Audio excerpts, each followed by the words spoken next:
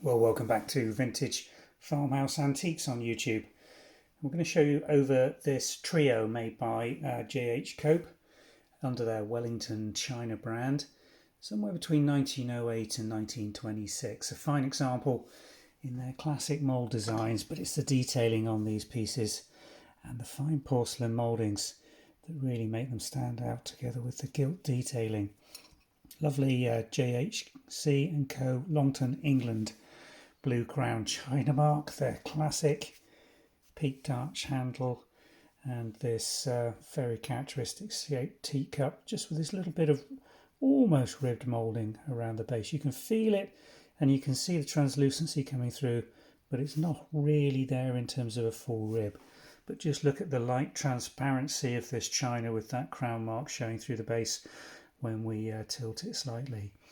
Irregular indent scalloped rim, gilt detailing on top of this floral blue transfer design, which is all hand applied gilt.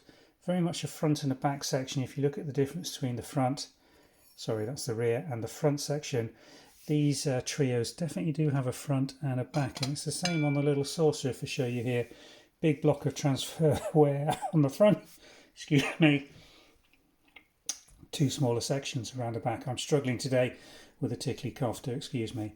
There's the pattern reference number from the decorators, 4005, and the characteristic coat marks again.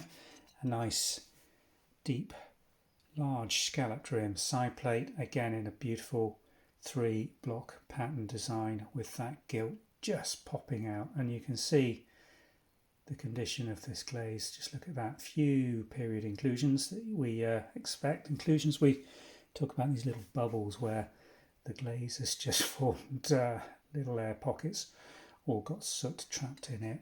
Characteristic of early porcelain production in and around the potteries from this period.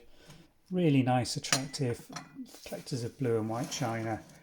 This is really a beautiful display set, and very fit and good size to use as well.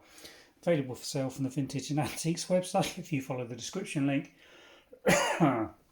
it should take you through to the website listing. I'm going to go and have a lie down. Thanks very much for watching. Bye for now.